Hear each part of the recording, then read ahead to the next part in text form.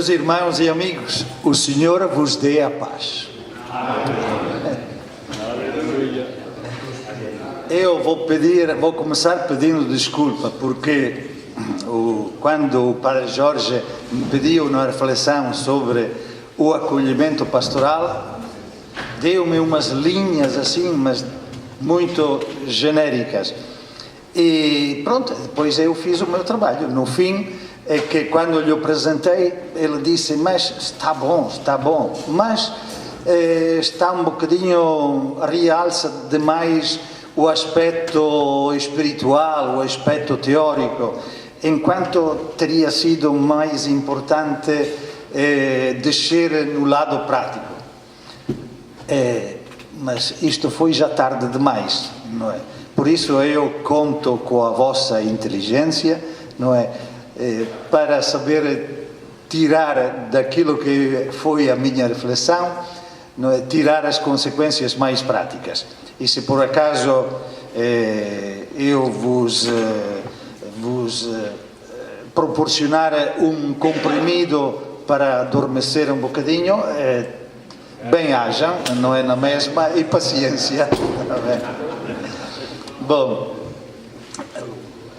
também quero dizer que esta minha reflexão é fruto de um livro que me serviu de meditação, de leitura neste verão, não é? Que achei muito interessante, muito bonito.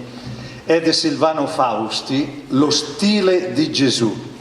É um jesuíta, acho que não está traduzido em português, é um jesuíta que faleceu o ano passado, que tem uma experiência muito bela, não é?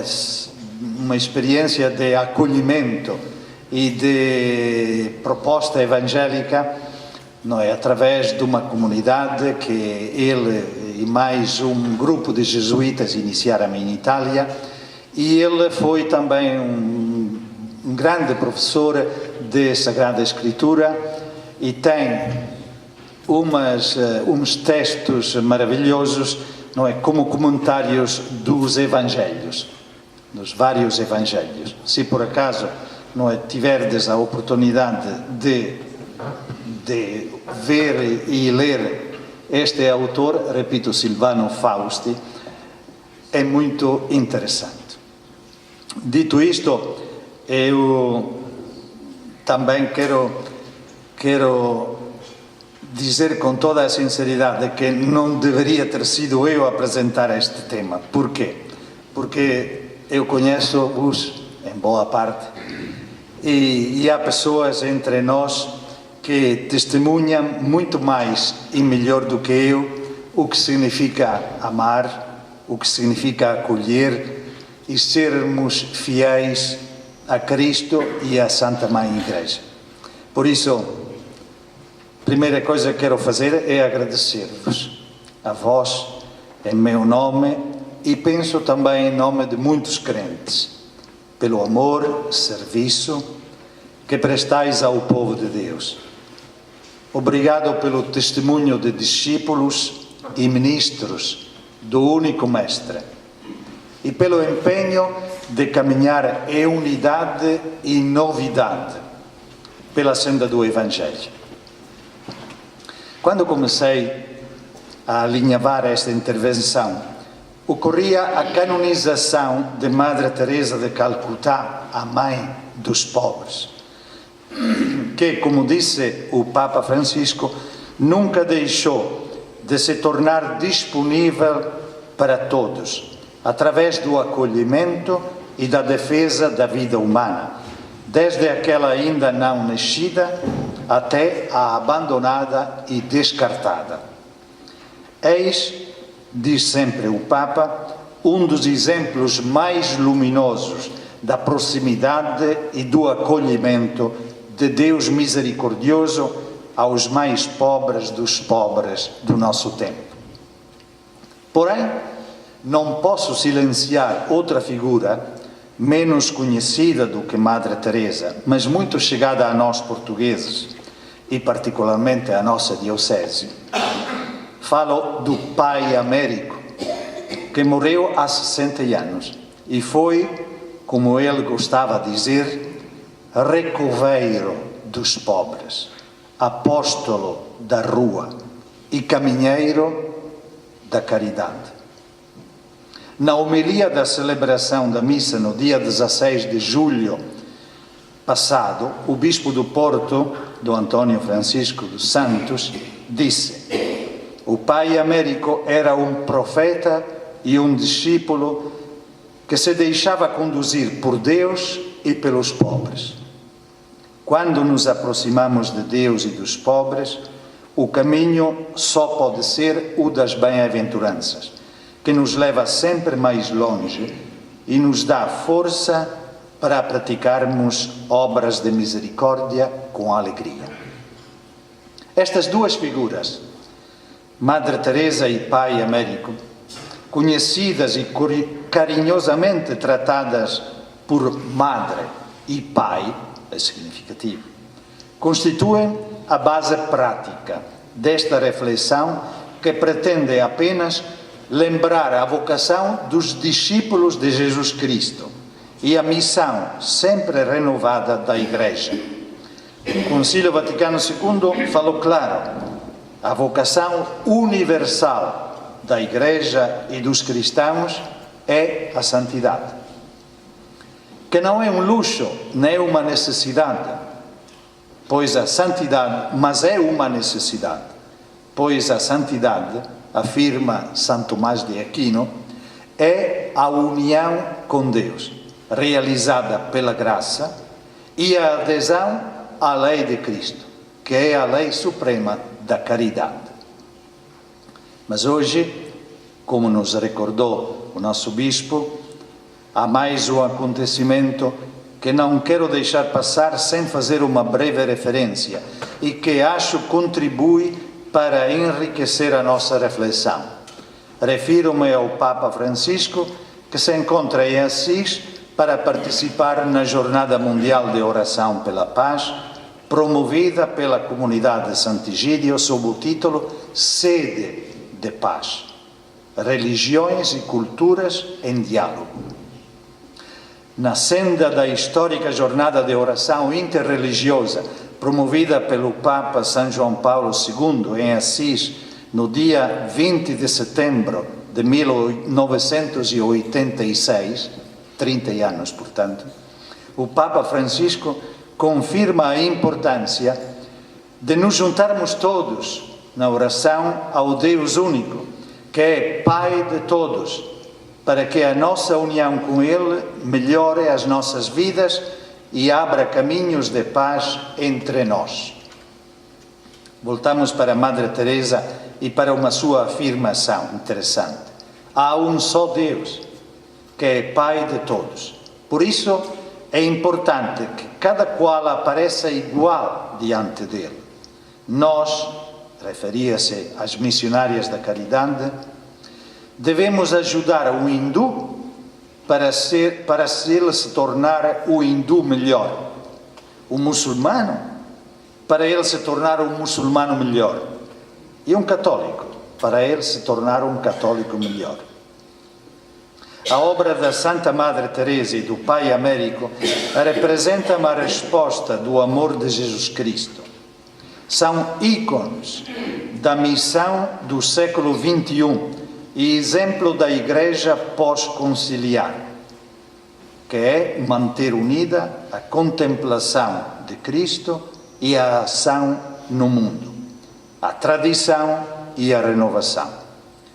Estes incansáveis operários da misericórdia, aos quais se junta o próprio Papa Francisco, com o seu novo estilo de pastor, ajudam-nos a compreender que o nosso único critério de ação é o amor gratuito, livre de qualquer ideologia e vínculo e derramado sobre todas as pessoas, sem distinção de língua, cultura, raça ou religião. Eis o verdadeiro amor, diz Papa Francisco. Assim como o Senhor veio ao meu encontro e se debruçou sobre mim, pecador, também eu vou ao encontro dele e me debruço sobre quantos perderam a fé ou vivem como se Deus não existisse, sobre jovens sem valores e ideais, sobre famílias em crise, sobre doentes e presos, sobre prófugos, imigrantes e refugiados, sobre pequenos e frágeis no corpo e no espírito, sobre menores abandonados a si próprios, sobre anciãos deixados na penúria e na solidão. O exemplo e o testemunho dos amigos de Deus, que são os santos, leva-nos, portanto, a fixar decididamente o nosso olhar sobre aquele que é o princípio e o fim de todas as coisas, Jesus Cristo, pois é nele que encontramos toda a luz para a nossa vida e missão. Jesus veio ao nosso encontro, foi ao encontro de todos, particularmente da ovelha perdida. Por isso, eis o pano de fundo da minha interpretação do acolhimento. Acolher significa ir ao encontro. Não é estar sentados num salãozinho à espera que os outros venham, mas nós é que devemos ir ao encontro. A primeira coisa a dizer sobre o acolhimento é que ele faz parte da missão do Filho de Deus. Jesus é enviado pelo Pai porque conhece o amor do Pai pelos irmãos. Qualquer homem, ao ser batizado, mergulha no amor de Cristo, no amor do Pai por ele. Então é movido pelo mesmo amor, como diz São Paulo. O amor de Cristo impele-nos para irmos ao encontro de todos. 2 Coríntios 5,14. O tema da Igreja, que deve ser toda apostólica, missionária, enviada ao mundo, é fundamental. Caso contrário, tornamo-nos seita. Já não estamos abertos a todos os irmãos, pois todos são filhos de Deus. Esta dimensão apostólica tornou-se mais atual por causa da falta dos padres, porque normalmente nós padres ocupamos-nos do rebanho, mas o rebanho está a diminuir cada vez mais. Os que frequentam as nossas igrejas parecem cada vez menos. Se nós, portanto, pensarmos só nestes, corremos o risco de deixar passar de lado a grande multidão. Portanto, se nós não pensarmos naqueles que não frequentam, não somos igreja, mas uma irmandade que sabe cuidar dos seus adeptos, que se autossustenta com coisas edificantes para dar culto a Deus e oferecer serviços aos homens, mas a quem falta aquela dimensão profunda que nos impele para o outro, própria de quem conhece o amor do Pai para com todos, que é típica da catolicidade. Caritas Christi urgent nos. Cada batizado é responsável da transmissão da fé. Se nós, como Caim, dissermos: sou porventura guarda do meu irmão, fugimos à nossa tarefa. Nós somos todos guardas uns dos outros. No texto da missão dos 72 discípulos, Lucas 10, 1, 16, texto que irá constituir a base desta reflexão, notamos que, no fim, a palavra rejeitar, que significa não acolher, está em clara oposição ao verbo ouvir, escutar. Porque a nova lei é acolher, isto é, aceitar o outro como também nós fomos acolhidos. O versículo final deste texto: quem vos ouve é a mim que me ouve, e quem vos rejeita é a mim que rejeita, mas quem me rejeita, rejeita aquele que me enviou, é o primeiro fruto da missão. Repito que é a nossa identificação com Cristo e, portanto, com o Pai, aquele que me enviou. A nossa tentação é considerar a eficácia apostólica como a coisa mais importante. Achamos que, se tivermos poder, a riqueza, prestígio religioso, resolvemos tudo. Pelo contrário, não resolvemos nada. Porque o nosso Deus morreu numa cruz nu, como um blasfemo, e salvou-nos de todas as falsas ideias acerca de Deus e do homem, salvando-nos deste modo do mal e da mentira de Satanás. Jesus nu, cravado na cruz, manifesta-nos Deus.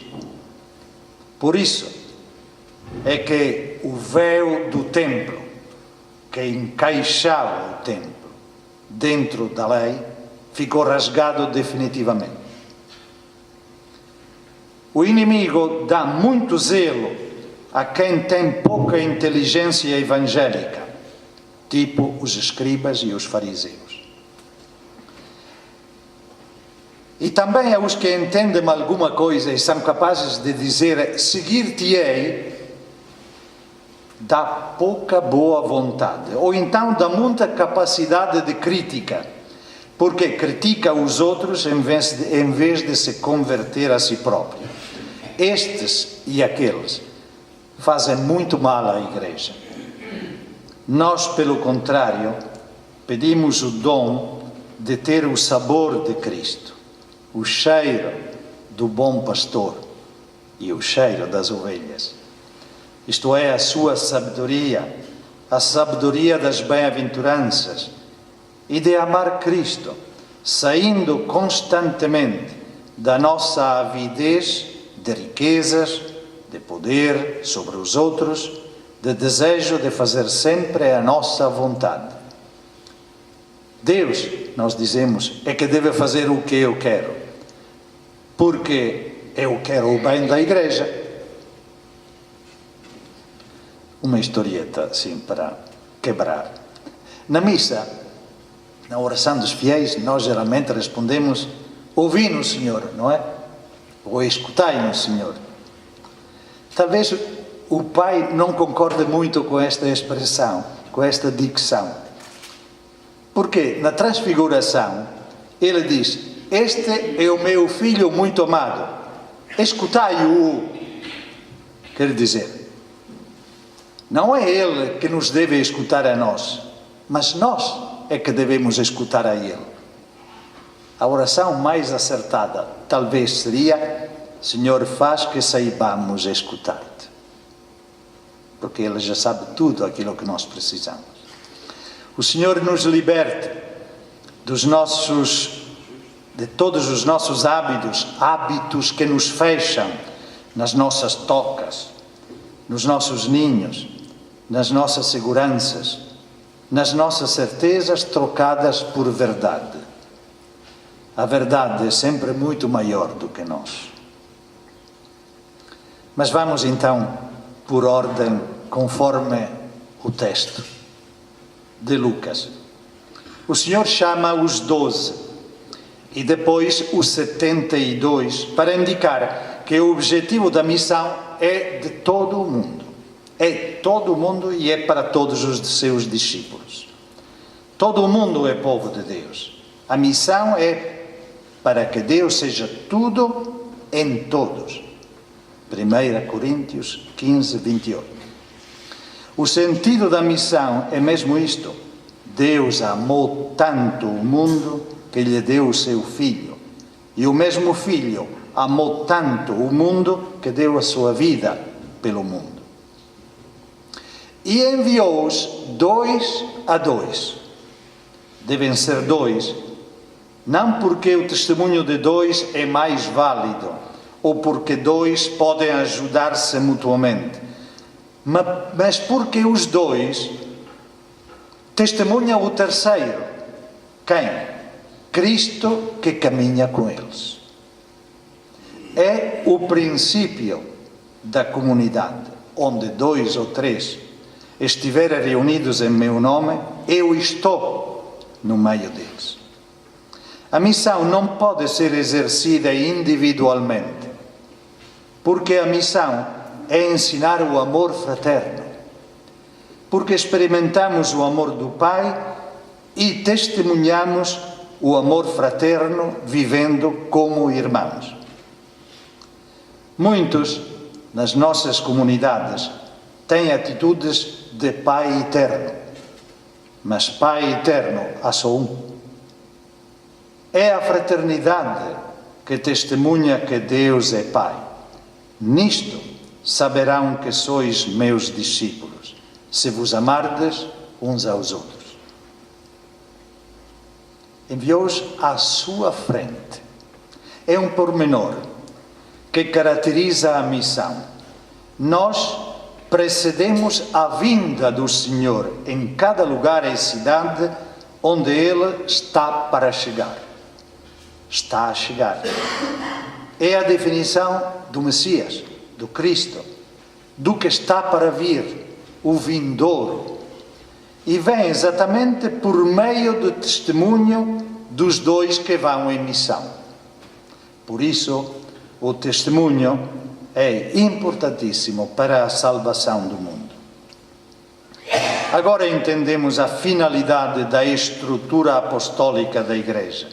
Uma estrutura pensada pelo Senhor, que nos fez o dom do seu batismo, isto é, de estar mergulhados com Ele na sua palavra. Ele próprio nos chama, os 72, e nos envia 2 a 2 para todo o mundo, testemunhando o amor. Amamo-nos entre nós como Ele nos amou. À sua frente, diante do seu rosto. E este testemunho é o juízo de Deus sobre o mundo. Ele vem onde há testemunho. Depois, cada qual poderá acolhê-lo ou não. Antes, a recusa, a própria recusa, faz parte da primeira parte do testemunho.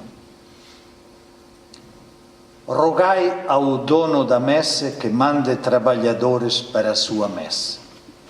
Quer dizer, não se trata de fazer algo de particular, mas de rezar para que o Senhor arranque os operários das suas tocas, dos seus ninhos, dos seus afetos desordenados, do seu egoísmo, do seu orgulho. Arranque todos os discípulos de Cristo. É importante rezar para obter os dons que Jesus nos ganhou, vencendo as tentações. Este é o problema. A vitória contra a posse das coisas, a vitória contra o poder sobre as pessoas e a vitória sobre o nosso eu, o nosso orgulho e o egoísmo. Estes dons tornam-nos livres. E só se formos livres poderemos testemunhar o amor de Cristo, que nos lança, sem medo, como cordeiros para o meio de lobos. Ser mansos e humildes de coração é ter as características de Cristo, do amor. Por isso, não leveis nada pelo caminho. No segundo livro dos Reis, capítulos 5, 20 e 27, há uma história significativa. Certamente recordarão quando o general sírio Naamã, atingido pela lepra, foi ter com o profeta Eliseu para ser curado. O servo Giesi, depois do profeta Eliseu recusar os dons que o general queria oferecer, o que é que fez? Correu atrás dele para recuperar para si as riquezas recusadas pelo profeta Eliseu.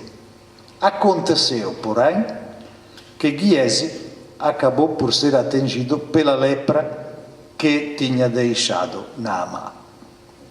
Quer dizer, se nós fizermos como Giesi e cobiçarmos as coisas deste mundo, corremos o risco de apanhar a lepra do mundo. A evangelização acontece no âmbito das relações pessoais, quer aquelas que se constroem em casa, quer fora dela, na cidade. O termo utilizado para dizer entrar nas casas vem de Êxodos, como nos recordava o Padre Nuno. O ingresso supõe o êxodo. Para entrar é necessário sair de nós próprios e entrar como hóspedes. Quando entramos na casa do outro, não entramos como patrões, mas só entramos se o outro nos acolher. A grande subtileza da evangelização é que, para sermos acolhidos, geralmente temos de ter certas características. Se formos ricos, todos abrem as portas, pensando receber algumas vantagens. Mas, se não termos nada, os outros nos acolhem porque precisamos. Reconhecem-nos como irmãos e abrem-nos as portas da casa e do coração. Nisto está todo o anúncio do Evangelho. Eles tornam-se filhos de Deus porque acolhem o irmão. E nós lhe anunciamos exatamente o que eles fizeram. É o anúncio evangélico. É o anúncio que todos somos filhos do único Pai. É que na medida em que nós nos amarmos como irmãos, então viveremos uma vida livre e alegre.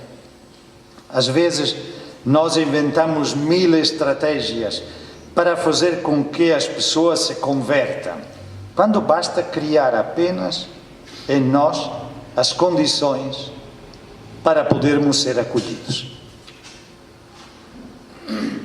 A paz esteja nesta casa.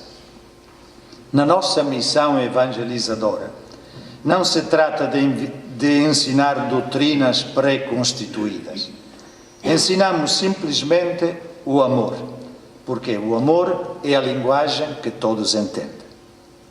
Pode-se com certeza falar de tantas outras coisas, mas antes é necessário, indispensável, afinar a linguagem no mesmo diapasão, o amor. Nós evangelizamos não porque o Evangelho é algo que podemos colar sobre uma cultura, uma inteligência, mas porque cada um é já constituído à imagem e semelhança de Deus. O nosso ser mais profundo é comparável a um computador em que já se encontra o programa. Aqui está.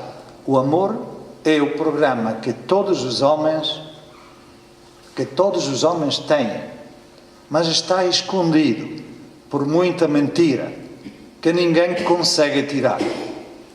Quando se consegue tocar na tecla certa, então é que tudo funciona.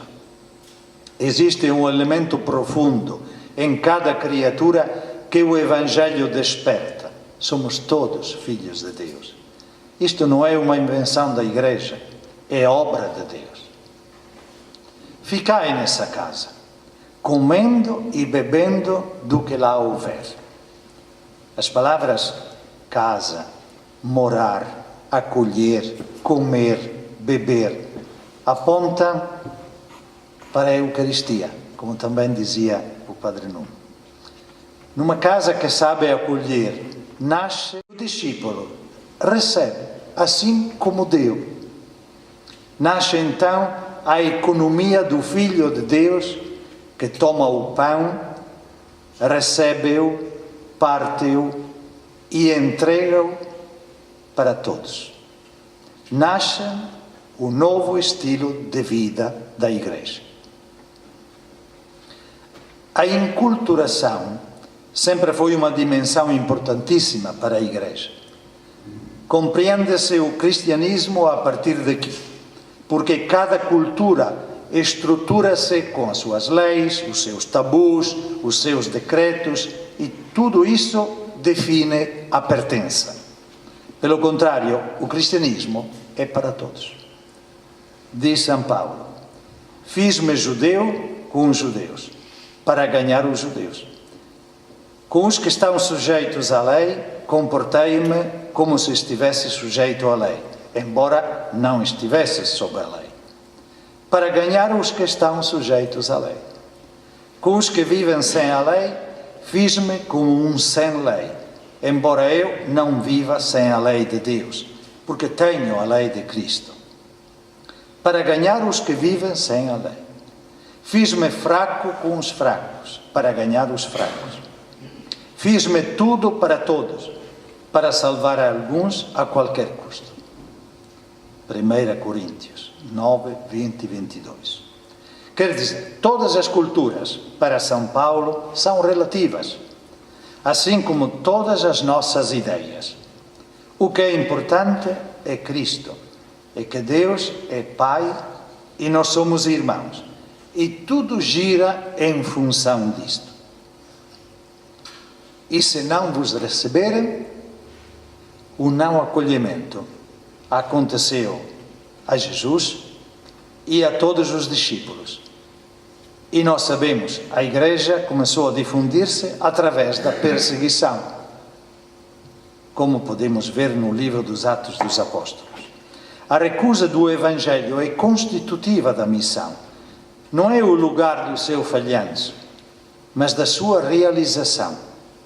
Porque missão significa amar com amor mais forte do que a morte.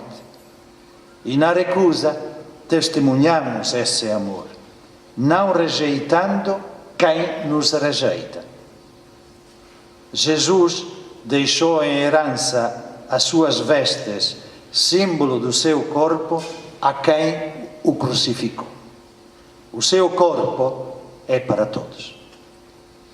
E podemos dizer hoje que celebramos o martírio dos primeiros mártires da Coreia. Vejam agora os frutos, não é, que estão a florescer na Coreia. Que a Igreja está a florescer, depois de tanto tempo. Eles não morreram em vão. Na missão e na própria rejeição, tornamo-nos como Cristo. Felizes sereis quando vos insultarem e perseguirem, e mentindo disserem todo o género de calúnias contra vós, por minha causa. Exultai e alegrai-vos, porque grande será a vossa recompensa no céu. Resumindo, vimos que a missão é constitutiva da vida de cada discípulo, que é chamado a ser testemunha do amor do Pai. Por isso, toda a Igreja é apostólica, não só na origem, mas nos frutos atuais. Se não houver saída para os outros, não há seguimento de Cristo. Significa que não aprendemos nada dele, que é o enviado do amor do Pai. E já vimos há pouco que o primeiro fruto da missão é a nossa configuração a Cristo, o enviado do Pai e que faz a sua vontade. Em Cristo somos um com o Pai. Este é o primeiro fruto. O segundo fruto é a vitória sobre o espírito do mal. Vimos-lo quando os discípulos regressam da missão com alegria e dizem: Senhor, até os demónios se sujeitaram a nós em teu nome. Todo o Evangelho é um exorcismo, que é libertação do espírito do mal, que habita na nossa inteligência desde o princípio, oferecendo-nos falsos modelos de Deus e do homem. E depois habita na nossa vontade, nos nossos vícios, nas três concupiscências, no possuir, no dominar, no orgulho, e tudo o resto vem daqui. O exorcismo não deve ser deixado como apanagem só de um grupinho de entendidos. É a própria missão da Igreja. Outro fruto, é o segundo fruto da missão. Outro fruto da missão é a queda da imagem diabólica de Deus. Isto é, do Deus deste mundo, que é tirano e tremendo, que se reveste de sentimentos humanos, a posse, o poder, a mentira, e abandona os sentimentos de Deus, que se reveste de pobreza e de humildade. Na missão, nós participamos plenamente da missão do Filho, da própria vida de Deus, que é amor para todos os homens. O mesmo amor que existe entre o Pai e o Filho é derramado sobre a terra, e nós, amando os irmãos, amamos Cristo. Amando Cristo, temos dentro de nós o Filho, o qual ama o Pai. E em virtude de tal amor, a própria Trindade habita em nós. Neste sentido, nós habitamos desde sempre na Trindade, porque desde sempre o Pai e o Filho nos amam no Espírito. Enfim, Deus que está no céu agora está também aqui. E nós estamos em diálogo com Ele, mas fazemos parte da vida trinitária. A este ponto, abre-se no texto evangélico uma janela que nos permite ver Jesus que dança de alegria no Espírito, louvando ao Pai porque escondeu estas coisas aos sábios e inteligentes e as revelou aos pequeninos. O conteúdo desta revelação, que o Pai deu tudo ao Filho, isto é, tudo o que é o Pai, o é também por dádiva o Filho, a dança de Deus é a expressão da sua alegria infinita por nós participarmos da sua vida. Toda a criação está agora divinizada graças ao sim do homem Jesus e ao nosso sim. Deus é tudo em todos. Todos fomos criados em Cristo, por Cristo e em vista de Cristo. E finalmente, por meio de Cristo, voltamos ao Pai, que encontra casa para todos os seus filhos. E assim, finalmente, pode fazer festa. Porque o Pai, se ainda tiver um filho ou houver um filho perdido, não pode fazer festa. É belo pensar que nós somos a alegria de Deus. E a alegria de Deus é o Espírito Santo, o seu amor, a sua vida. E nós participamos da mesma vida. A participação da vida trinitária é a fonte de toda a verdadeira espiritualidade cristã. Porque somos chamados a ser filhos, isto é, filhos do Pai, porque recebemos o Espírito Santo. Este é o sentido profundo e verdadeiro do nosso batismo. Depois de ter dançado, Jesus dirige-se aos discípulos e diz: felizes os olhos que veem o que estáis a ver, porque, digo-vos, muitos profetas e reis quiseram ver o que vedes e não viram, ouvir o que ouvis e não ouviram. A dança de Jesus no regresso da missão dos 72 é antecipação e cumprimento de todas as profecias e de toda a promessa de Deus, e representa o regresso de toda a missão universal, quando Deus será tudo em todos. E vou concluir apresentando, assim brevemente, o resumo a síntese da atividade de Jesus, isto é, da sua missão, do seu acolhimento, que é também a nossa missão e o nosso acolhimento. A parábola não é que do bom samaritano que o Papa nos propõe, não é, neste ano, e que o próprio Concílio propôs como nova imagem, não é, da Igreja, é exatamente este texto de São Lucas, 10, 25, 37. Quem é o meu próximo? Perguntou o doutor da lei. Na versão grega, esta pergunta não significa exatamente quem é o próximo que eu devo amar. Por quê? O escriba já sabia, devemos amar a todos, inclusive os inimigos. O problema é outro. A mim, quem me é próximo? Isto é, quem é que me ama a mim? Porque nós somos as pessoas caídas pela rua. Quem é que me ama a mim? Porque eu posso amar só se for amado. Portanto, a pergunta não se refere ao próximo que eu devo amar. Lá está. O que é que devo fazer?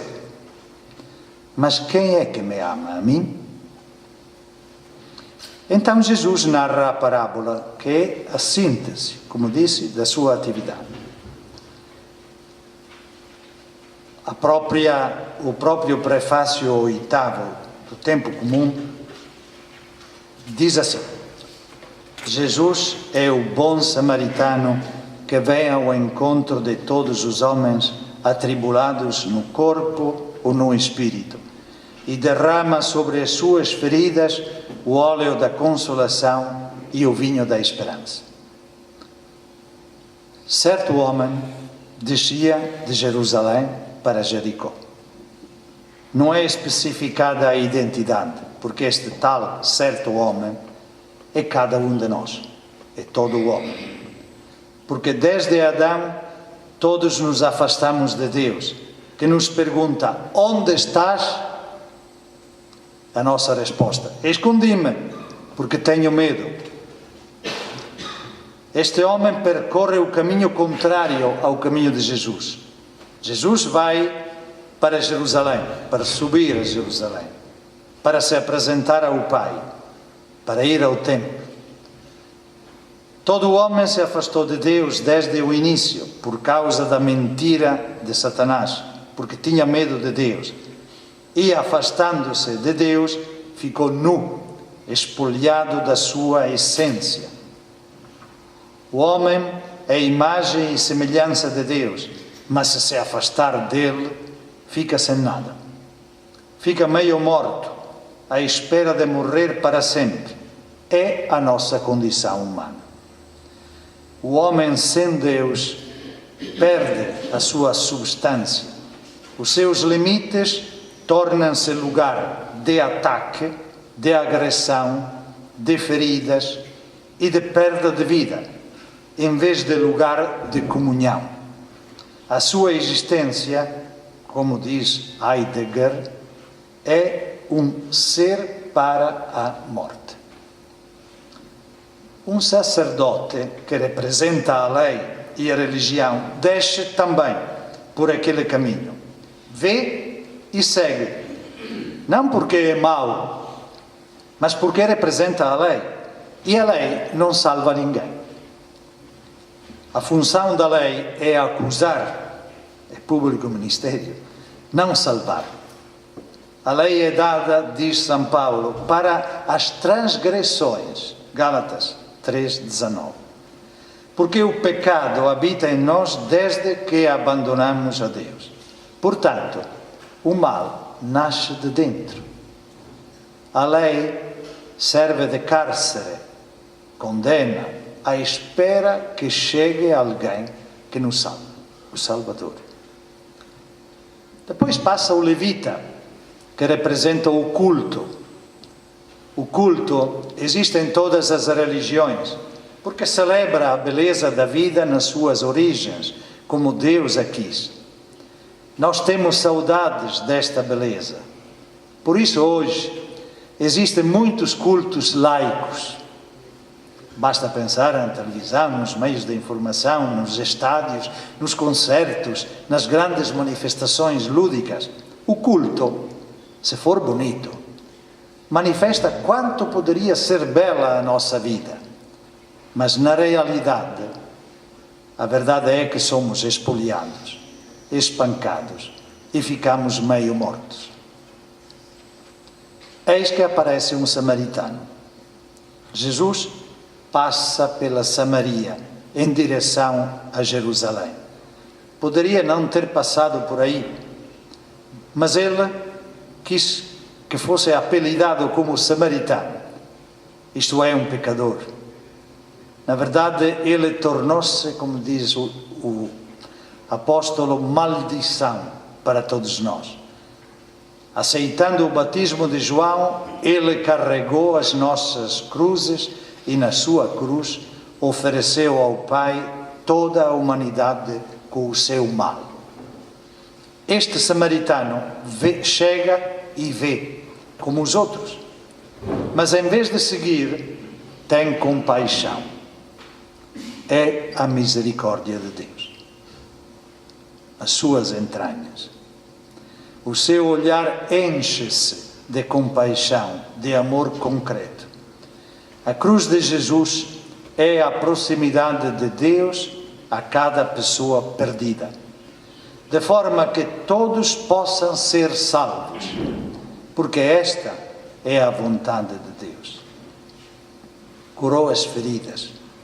Com a sua proximidade, Jesus cura as nossas feridas, os nossos limites, que se tornam lugar de agressão dada e sofrida quando ficamos só conosco próprios.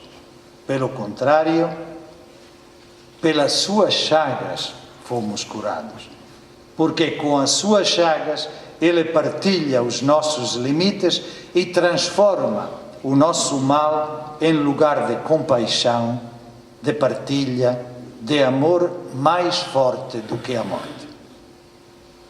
Derramou óleo e vinho. O óleo que faz brilhar o rosto, nós sabemos, é a palavra que nos restitui o rosto de filhos. Mas a palavra de Jesus é também espírito e vida, é vinho, medicina que nos restitui a alegria da vida. Levou-o para uma estalagem que a todos acolhe. Já nesta terra há um lugar que representa o Pai que a todos acolhe. É a igreja. Eu acho bonito pensar que a igreja é esta estalagem. É a imagem que Lucas dá da igreja quando Paulo está na prisão em Roma. É o símbolo da igreja universal, que acolhe a todos e sem impedimentos anuncia o reino de Deus. Como fazia Paulo numa casa alugada em Roma, quando estava prisioneiro. E cuidou dele. O verbo manifesta a preocupação materna. Mas no dia seguinte, tira 2 denários. Também acho muito engraçada esta explicação que o Silvano Fausti dá deste pormenor. 2 denários era o salário de 2 dias. Para Lucas, a história tem duração de 2 dias. O primeiro vai desde a criação de Adão, que foge de Deus, até ao novo Adão, que é Jesus, e que regressa a Deus na ascensão. Portanto, o primeiro dia, todo este tempo, até Jesus.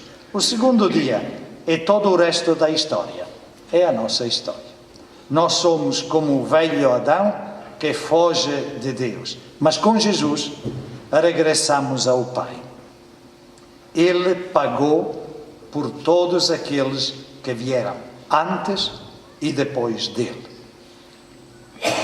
Quando o Senhor voltar no último dia, nos dará exatamente aquele amor que nós partilhamos com os irmãos e que pertence a nós oferecer ao Pai. Ele já pagou por nós, mas há um mais que só eu devo dar. A minha resposta ao amor que recebi. Será esta minha resposta ao amor recebido que me tornará semelhante a Ele. Concluindo, o samaritano é o próprio Jesus que na cruz assume a semelhança do que cai nas mãos dos salteadores e ficou meio morto. Por isso, quando amamos o último dos homens, amamos Jesus. O evangelista Mateus diz que amar a Deus e amar ao próximo constitui um único mandamento. Os salteadores são o nosso coração, as nossas energias, os nossos bens, a nossa inteligência que, se não forem usados para amar, produzem o mal. Se são dons de Deus, são os dons de Deus que nós utilizamos de forma egoísta. O objetivo da nossa missão, portanto, é identificar-nos com o homem ferido e ver tudo o que Jesus faz por ele e que faz por mim. Ele amou-me e deu a vida por mim. Estou crucificado com Cristo. Já não sou eu que vivo, mas é Cristo que vive em mim. E a vida que agora tenho na carne, vivo-a na fé do Filho de Deus que me amou e a si mesmo se entregou por mim. A fonte da nossa missão é ver o amor que Cristo tem por mim. Mas eu vejo-o amando o último dos irmãos, porque o último é Ele. Então, acolhendo o último, acolho a Ele.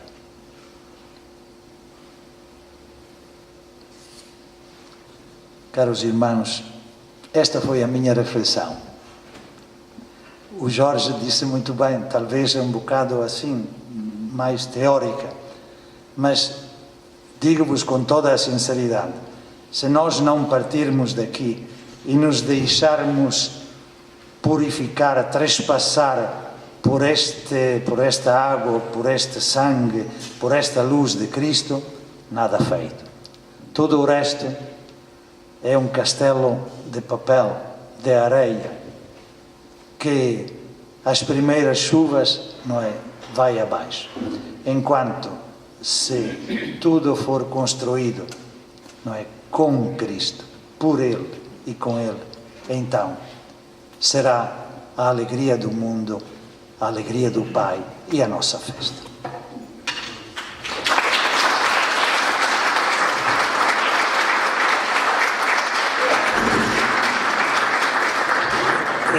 Eu depois do Jorge, não é, me chamar a atenção, preparei uma folhinha com uns tópicos muito simples, 4 tópicos que eu acho concretamente devemos ter no nosso acolhimento pastoral. Primeiro, vou muito rapidamente, se quiser podes distribuí-los já. Primeiro, é o que diz o Papa, somos igreja em saída. Somos poucos, temos que cuidar dos nossos. Somos igreja em saída. Não somos funcionários de uma empresa, mas pessoas que têm um fogo para comunicar. Portanto, evangelizar significa sair das nossas igrejas, capelas, mas sobretudo de nós próprios. E ir pelo mundo, aproximando-nos do pobre caído nas mãos dos salteadores. Primeiro ponto. Segundo, somos comunidades. Formamos um só corpo. O nosso anúncio deve passar pela fraternidade. Devemos superar o individualismo e toda a espécie de autoafirmação. É isto que produz frutos. Uma empresa pode brilhar, mas nós, repito, não somos uma empresa. Terceiro, a missão ad extra, exorcizar o mundo. Isto é, libertar o mundo do medo, diz sempre o Papa, os Papas nestes últimos tempos. Não tenhais medo. E isto vale também por nós. O que é que será de nós? O que é que será das nossas igrejas, dos nossos institutos? Não temos padres, não temos vocações, não temos... Mas a igreja de quem é? Nós é que nos devemos libertar destes medos. É ir, dar tudo. Devemos despertar o que já cada homem tem dentro de si, e que é o ser filho de Deus. Este é o tesouro, que precisa de ser libertado. E a missão adentra nas nossas comunidades, nas nossas paróquias. Somos uma família, uma casa e escola de comunhão. Uma família que sabe dançar de alegria. São estes os nossos objetivos no acolhimento que fazemos às pessoas que chegam às nossas igrejas, batem às nossas portas. 4 pontos, muito simples. Obrigado, tá bem?